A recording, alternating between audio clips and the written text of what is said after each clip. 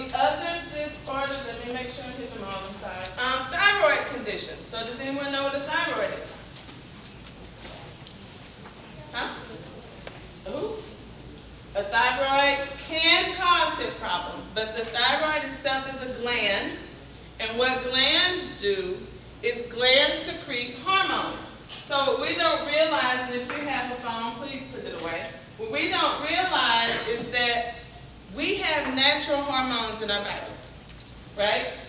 So some people take synthetic hormones. So we have hormones. Hormones tell our body, like insulin, when to burn sugar. Hormones tell our body, the human growth hormone makes your body grow. Hormones tell your body, oh, I want to participate in some activity that's going to probably create a new person. Hormones tell your body what to do, right? So the thyroid secretes hormones, and it secretes the hormones for metabolism. So the thyroid helps tell your body, I need to grow, so work with the pancreas to create more insulin. So if your thyroid, which is kind of back up in here, if your thyroid isn't working properly, then your body isn't going to function on a regular system or cycle. Your metabolism, which means breaking down the food, it won't happen as fast. Or it can happen too quickly, and you deal with either decreased weight or increased weight issues and fatigue because you're not digesting your food and your body isn't working very well as a machine. And the other one is lupus. And what lupus is basically your body doesn't recognize itself. So where everything in your body is normal, or in a person with lupus, everything in their body is normal, at some point their body can say, ooh, this cartilage in this joint doesn't look right, let me get rid of it. And so the immune system begins to attack parts of the body that are normal. Okay? Does that help you understand a little bit? Yes? No? Okay. So, actually, we don't really know what causes it, but we do know that there is a genetic component. So, I shouldn't say genetic, hereditary component. It tends to run in families. But when it does happen, even though some people are predisposed, it's often their thinking related to some type of light impact.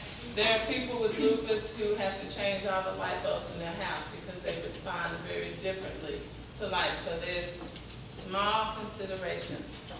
There's a light factor. I have a question for thyroid. Okay. I was saying, is there any type of diet you should be on if you have thyroid? There's any type of, if you have hypothyroidism, hypo means low, so that means your thyroid isn't working very well. You want to limit the amount of carbs you take in. If you have hyperthyroidism, your thyroid is in overdrive, so you actually have to eat more in order to maintain a healthy weight. Any more? And you had a question on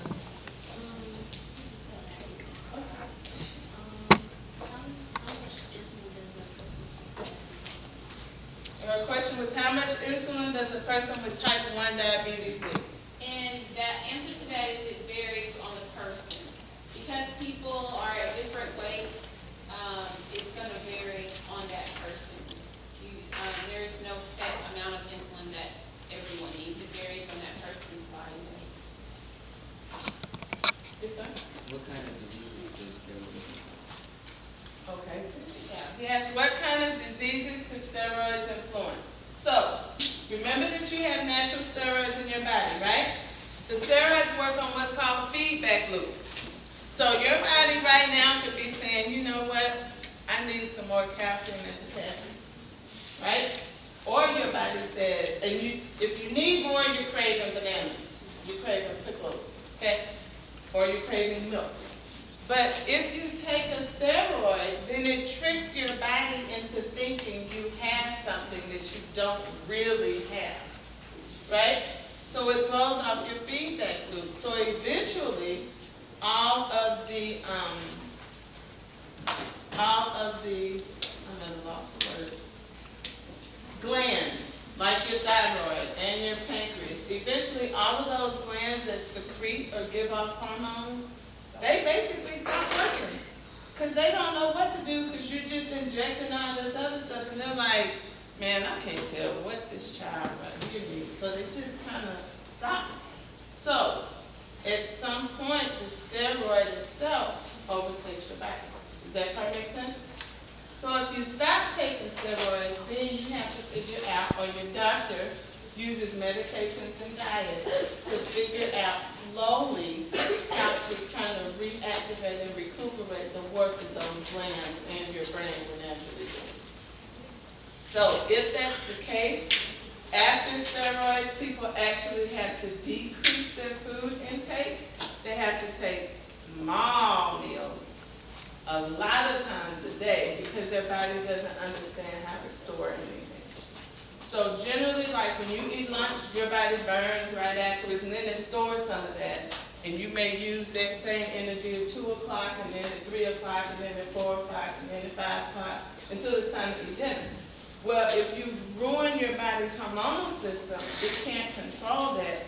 So you're going to have to eat like every hour and a half to 2 hours, little tiny meals along the way until your body learns to re-gauge itself. Does that help?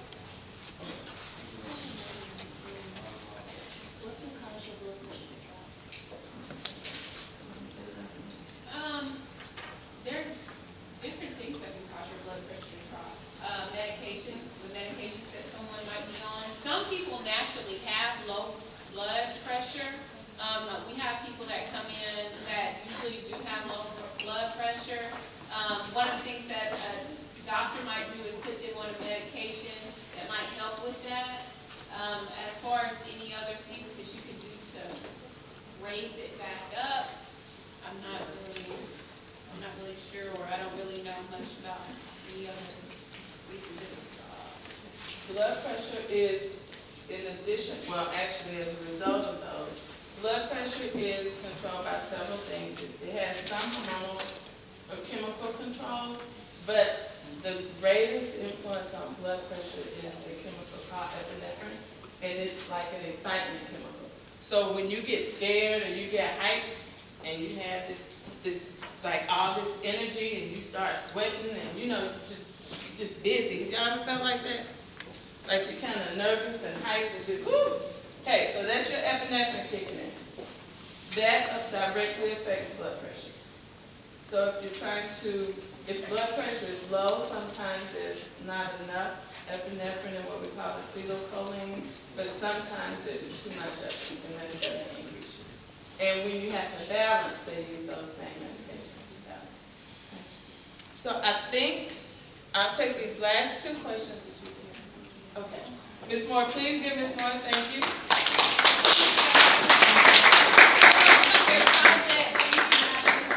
And I'll answer these last two questions, and we really have to go. Can you hold on 1 minute? Let me get this. What is the cause of that people get thyroid? What is the cause of people getting thyroid problems? Okay. It can be random, but another cause of thyroid problems